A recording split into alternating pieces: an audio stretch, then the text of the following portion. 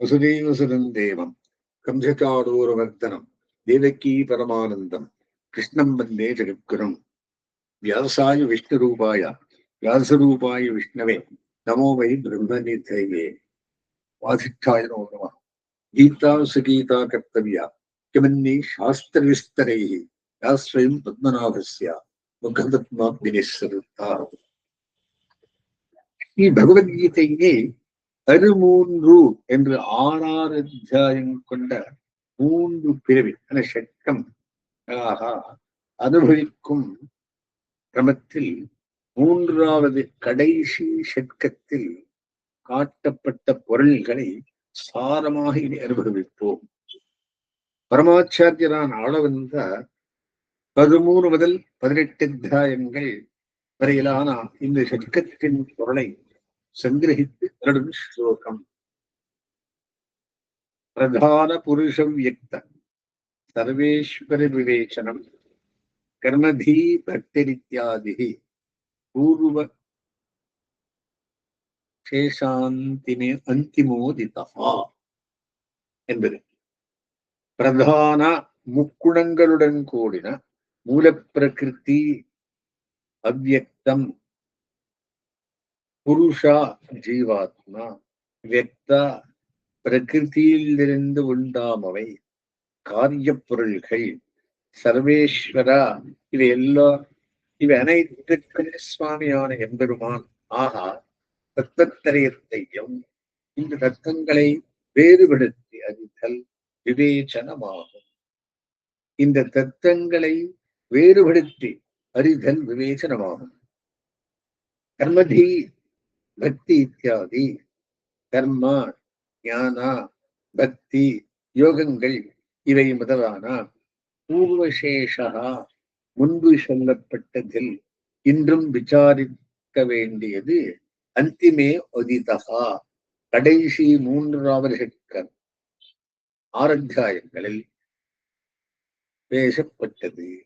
இந்த ஷட்கத்தின் முன்பாதி முன்திருக்கம் முன்பாதியால் தத்துவத்திரய விசாரமும் பின்பாதியால் கர்மஜான பக்தி யோக விசோதனமும் பண்ணப்படுகின்றன. முன்னத்தியாயங்களில் கண்ணன் ஜீவாத்ம யோகம் ஜீவாத்மானுபவம் பரமாத்ம யோகம் பகவத் அனுபவம் இவற்றுக்கான உபாயங்களை உபபாதிக்க கேட்ட அர்ஜுனன் 12ஆம் அத்தியாயம் ஆரம்பத்தில் இவற்றுள் இவ்விரண்டு அதிகாரிகளும் எது சிறந்தது என்று கேட்கிறான். 12ஆம் அத்தியாயத்துக்கான சங்கிரக ஸ்லோகத்தில் பக்தே ஸ்ரேஷ்டியம் என்று இது விஷயமாக பரமாச்சாரியன் அருளி செய்தார். பகவான் பக்தி யோக நிஷ்டனையே சிறந்தவனாக கொண்டாடுகிறான். ஏவம் சததயுக்தாயே பக்தாஸ்த்வாம் பர்யுபாசதி ஏசாப்யக்ஷரமவ்யக்தம் தேஷாம் கே யோகவித்தமாக என்று கேள்வி. சததயுக்தா பக்தாக உன்னை எப்போதும் கூடவிருக்க விரும்பும் பக்தர்கள், அக்ஷரம் அவ்யக்தம் இவை நித்தியனான ஜீவாத்மாவை குறிப்பன. இவர்களில் விரைவில் பலனை அடைகிறார்கள். இதற்கு பதில் மையாவேஷ்யமனாகா என்னிடம் மனதை நிலை பெறச் செய்பவர் இவர்கள் சிறந்தவர்கள், அதாவது இவர்களே விரைவில் பலனடைகின்றனர் என்று கருத்து. 12ஆம் அத்தியாயத்தில் உபாயோக்தியும் பேசப்பட்டது. ஆச்சாரியோபதேசத்தால் பரமாத்மாவை பற்றிய ஞானம் ஏற்பட்டு முறைப்படி அந்த பரமபுருஷனின் குணங்கள் திருமேனி முதலியன பற்றி இடைவெளி இன்றி அன்புடன் செய்யும் ஸ்மிருதி சந்தானம் நினைவு தொட இது உபாயம். மனது விஷயங்களில் செல்லாமல் பெருமையுடன் அபியாசம் பண்ணி பரமாத்ம சிந்தனத்தில் மூட்ட வேண்டும். இதில் சிரமம் இருந்தால் பாகவத கைங்கரியங்களில் மனதை ஈடுபடச் செய்ய வேண்டும். இந்த சமாராதன ரூப கைங்கரியத்தை அசக்தஸ்ய ஆத்மனிஷ்டா என்று எழுதுகிறார் பரமாச்சாரியர். மேலே இந்த யோகத்துக்கு வேண்டிய குணப்பிரகாரங்களை அத்வேஷ்டா சர்வபூதானாம் சர்வபூதிஹிதே ரதாஹ என்று துவேஷமின்மை, யாவரும் வாழ வேணும் என்னும் மனப்பான்மை, இவை தொடங்கி விஷயங்களில் ஆதிசயின்மை, எம்பெருமானுடைய அருளில் மகா விஸ்வாசம் இவற்றை சொல்லுகிறான். இப்படி 12 அத்தியாயங்களில் சொல்லப்பட்ட விஷயங்களில் சிலவற்றை சோதனம் பண்ணி விசாரித்து பரிஷ்கரித்து சொல்லுகிறது கடைசி சக்கத்தில். பூர்வசேஷா புரிதாக ஒன்றுமில்லை. பிரதானம் முக்குணங்களுடன் கூடிய மூல பிரகிருதி, புருஷா ஜீவாத்மா, வியக்தம் காரிய பொருள்களாக காணப்படுபவை, சர்வேஸ்வரா இவற்றுக்கெல்லாம் சுவாமியும் நிகந்தாவுமான சர்வேஸ்வரன். இந்த தத்துவங்களை பற்றி வேறுபடுத்தி தெளிவாக அறிகை விவேச்சனமாகும். கடகா குடம், குடத்தின் தன்மையுடையது, வாயும் வயிறுமாக இருக்கும். பட்டகா துணி, துணித்தன்மை, அது அகலமும் நீளமும் உடையது. இப்படி வியாவர்த்தகா வேறுபடுத்தும் தர்மங்கள் அந்தந்த பொருளிடம் உண்டு. இப்படி பிரித்து அறிவதை விவேச்சனம் என்பர். மேல் சொன்ன 4 தத்துவங்களின் யாவர்த்தக வேறுபடுத்தும் ஆகாரத்தை தன்மையையும் இங்கு விவேச்சனம் பண்ணுகிறது. மேலே கர்மதி பக்தி இங்கு விவேச்சனம் பண்ணுகிறது. கர்மதி பக்தி இவை பேசப்படுகின்றன. ஆஹா, இவை பூர்வசேஷங்களே, அபூர்வம், புதிதில்லை. தேகஸ்வரூபம் ஆத்மாப்தி ஹேது, ஆத்ம விஷோதனம் பந்தஹேது, விவேகம் இவை 13ஆம் அத்தியாயத்தில் விசாரிக்கப்படுகின்றன. தேகஸ்வரூபம், ஆத்மஸ்வரூபம், ஆத்ம யாத்தாத்மிய விவேச்சனம் இவ்வளவையும் எம்பெருமானார் வியாக்கியானத்தில் தெளிவுபடுத்துகின்றனர். 2ஆம் அத்தியாயத்தில் சொல்லப்பட்ட விஷயங்களை ஆயிரம் இங்கு மேலும் சூக்ஷ்மமாக விசாரிக்கப்பட்டுள்ளன. விசோதனம் ஆராய்ச்சி, ஆராய்ச்சி பண்ணி கட்டிய முடிவு. இந்த சரீரம் க்ஷேத்திரம் எனப்படுகிறது. விழுதினம் புண்ணியபாபரூபமான கர்மாக்களுக்கு விழுதினமாய் பல அவயவங்களுடைய பிண்டம் இது. இதன் யாதாத்மியத்தை என்ற உண்மை நிலையே அறிய முடியாதவர்கள் இதை க்ஷேத்திரம் என்றும், இதை அறிந்து நடத்துவனை க்ஷேத்திரஜன் என்றும் அழைப்பார்கள்.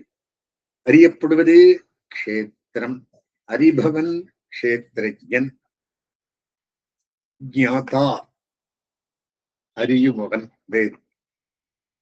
ஏயம் அறியப்படுவது வெவ்வேறு ஆனவை. சரீரம் ஜீவனுக்கு சுகதுக்கங்களை விளைவிக்கும் நிலமாகும். க்ஷேத்திரஜனாக என்னை அறிவாய் என்கிறான் கண்ணன். இத்தை அடுத்து 13 நத்வேவாகம் ஜாதநாசம் என்று சாஸ்திரத்தை ஆரம்பித்த போது நான், நீ, இந்த அரசர்கள் என்று வேறுபடுத்தி சென்றபடியால் ஆத்ம பேதமே கிருஷ்ணனின் சித்தாந்தம், தரிசனம் வேறுவேடுதா என்று தேடித்து. ஆனால் இங்கு சர்வக்ஷேத்ரேஷு தேவா மனுஷ்யா திரியக் ஸ்தாவர எல்லா க்ஷேத்திரங்களிலும் க்ஷேத்திரஜன் நான் என்று அறிவாயாக என்றான். 102.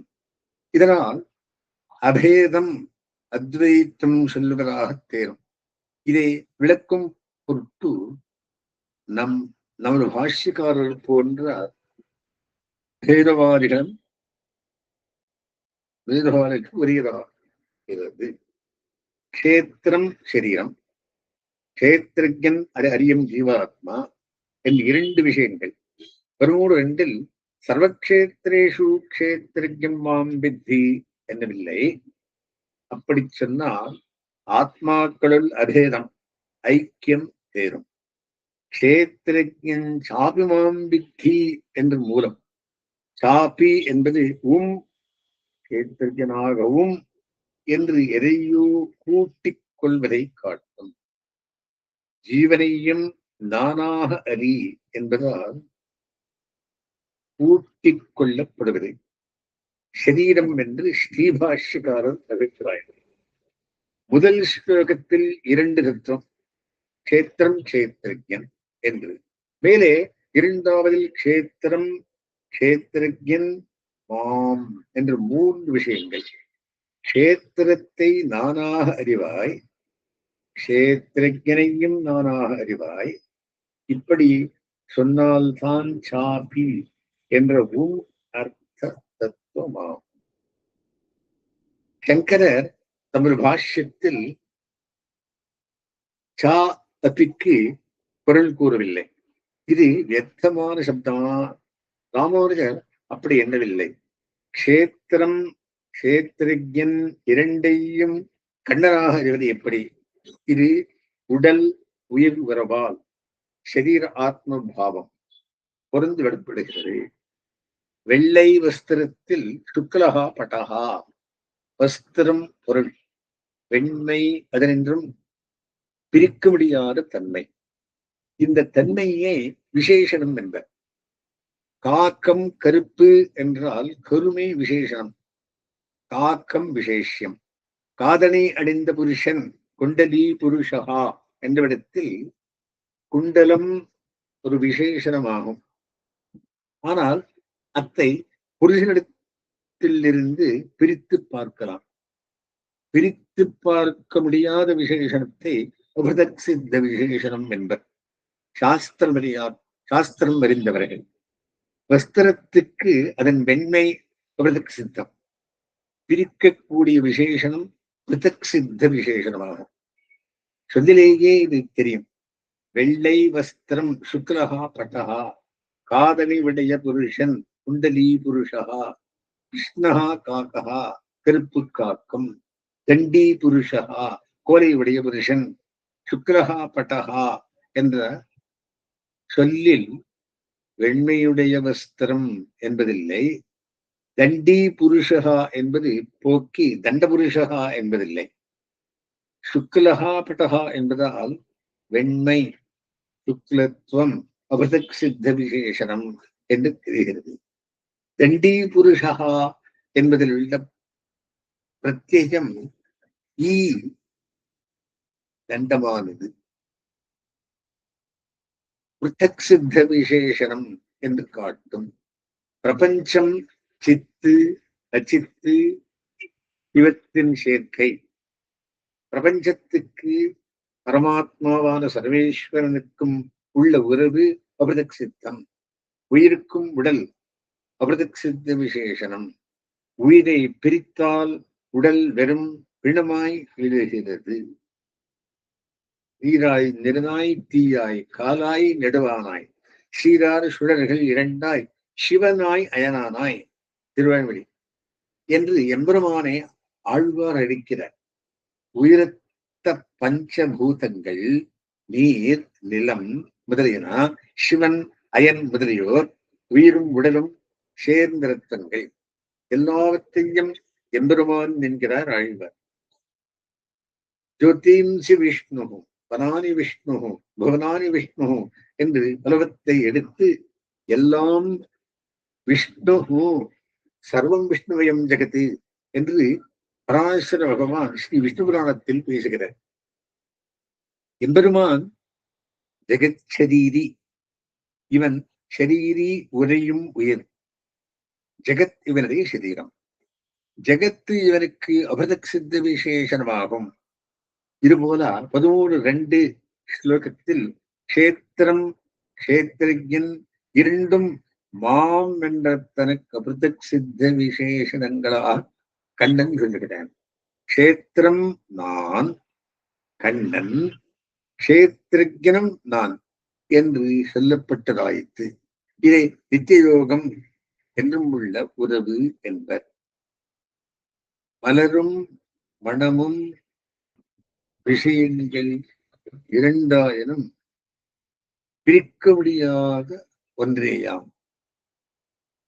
கஷேத்திர கஷேத்திரஜர் பற்றி இப்படியான ஞானம் எதுவோ அதுவே எனது அபிப்பிராயப்படி உண்மை ஞானம் என்று கண் திருவாக்கு. சரீரமும் ஜீவனும் நான் என்று அறிவாயாக. இவை எப்போதும் என்னிடமிருந்து பிரியாதவை. இதுவே உண்மை அறிவு. மேலே க்ஷேத்திரத்தை பற்றிய விசாரம். அது எந்த திரவியத்தால் ஆனது? எதற்கு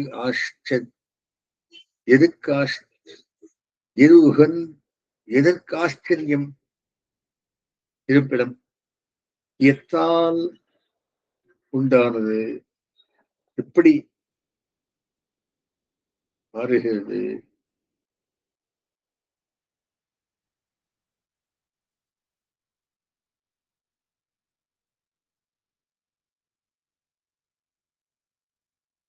இதில் உள்ளவன் எவன், அவன் பிரபாவம் சக்தியாது. இவற்றை சுருக்கமாக கூறுகிறேன், கேட்பாய். 13 பிரகிருதி மகத்து தமசாதி அகங்காரம் 5 பூதங்கள் நீர் நிலம் முதலையன 10 இந்திரியங்கள் மனசு. ஆகா 11 இந்திரிய விஷயமான சப்தரூப ரச கந்த ஆதிகள் எல்லாம் சரீரத்தில் உண்டு. ஆத்ம தர்மங்களான விருப்பு வெறுப்பு, இன்பம் துன்பம் இவை சரீர சம்பந்தம் உள்ள வரையில் உண்டு. ஆப்தி ஹேத்துக்களாவன பரிசுத்த ஜீவனை அனுபவிக்க உதவும் குணங்கள், ஆத்ம ஞானத்துக்கு உபயுக்தமானவைகள். விருப்பு வெறுப்பு கூடாது. அமானித்துவம், தற்புகழ்ச்சி, தன்னை பற்றி பெரிய எண்ணம் இவை என்மை. அதம்பத்துவம், தம்பமின்மை, அதாவது பெருமைக்காகவே காரியங்களை செய்வது கூடாது. அஹிம்சா, காண்பவை எல்லாம் பகவத் விபூதியாக ஆகையால் எதையும் துன்புறுத்தாமை. சாந்தி, பொறுமை, ஆர்ஜவம், உள்ளும் புறமும் ஒத்திருப்பது, மனதில் ஒன்று பேச்சில் ஒன்று இல்லாமை. ஆச்சாரிய சேவனம், சௌச்சம், ஆத்ம விநிகிரகா, அகத்தூய்மை, புறத்தூய்மை இவை ஆத்ம ஞானத்துக்கு உதவுமையாம். இவை யாவும் சரீரத்துடன் கூடிய ஜீவன் அபியசிக்க வேண்டியவை. மேலே 12ஆம் ஸ்லோகம் முதல் ஜீவ யாத்தாத்ம சோதனம். ஏயம் எது, அறியத்தகுந்தவன் ஜீவாத்மா, இவன் அனாதி, மத்பரம் பிரம்மா, பிறப்பிறப்பத்தவத்துள் நித்தியன்.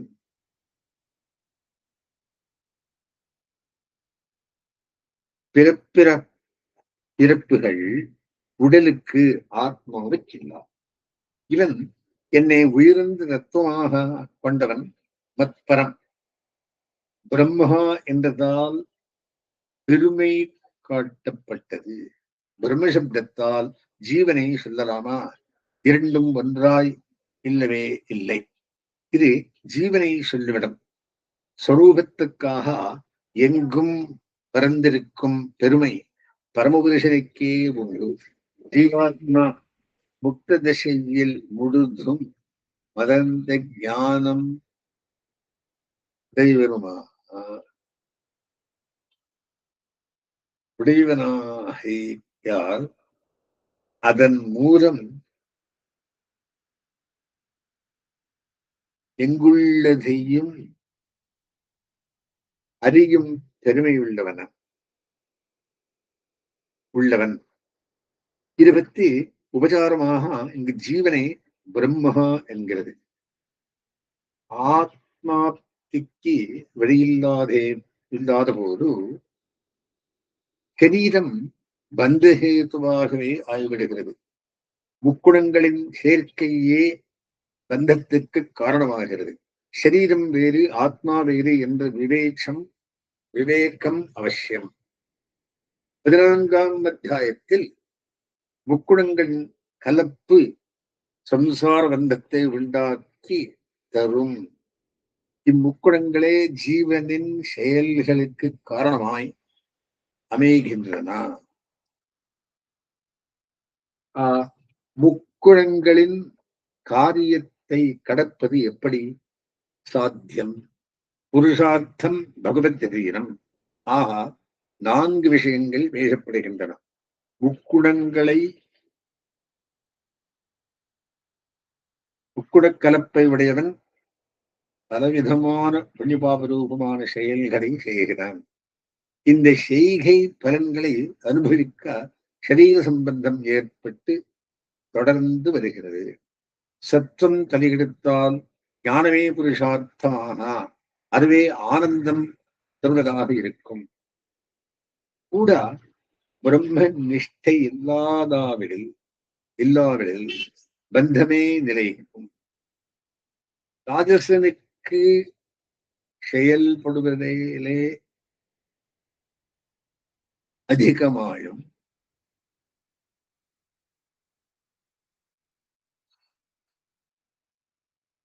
தாமசருக்கு தூக்கம், சோம்பல், கவனமின்மை இவைகளால் தர்மானுஷ்டானம் தவறிப்போய் பந்தத்தில் முடியும். பகவத் பக்தியால் தான் குணசம்பந்தம் விலகும். ஐஸ்வர்யம், கைவல்யம், பகவதனுமான மோட்சம் என்று 3 புருஷார்த்தம் குணமையே மமமாயாதுருச்சையா குணங்களாலான எனது மாயே கடக்கப் போகாது என்று முன்னமே சொல்லுவைத்தான். அவனையே சரணமடைந்து இதிலிருந்து விடுபட வேண்டும். எல்லா பலன்களையும் திருப்புவன் அவனே. தத்துவத்தை விசேஷனம் படுவது 15ஆம் அத்தியாயத்தில் பத்தச்சேதனன் சம்சாரி, சுத்த சேதனன் முக்தன் நித்யன். இவர்களில் வேறுபட்டவன் புருஷோத்தமன் சர்வேஸ்வரன். இவன்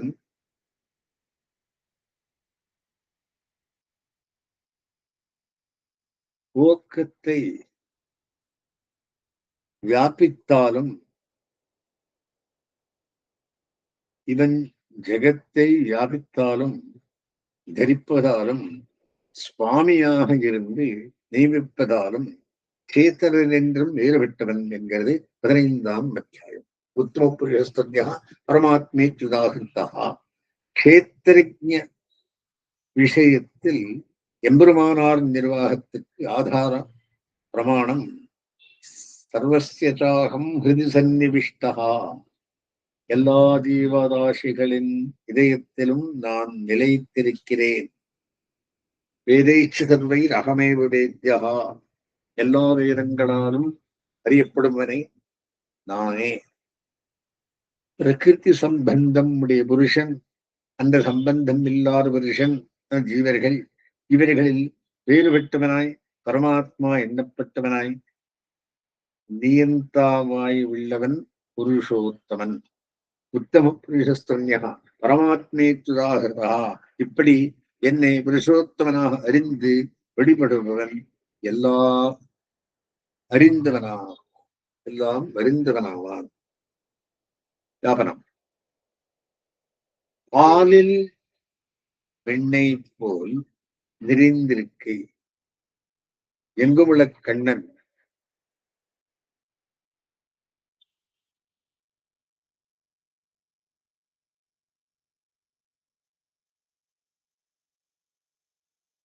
கலந்தெங்கும் பரந்துடன் சேதனங்களை பறிப்பவன்.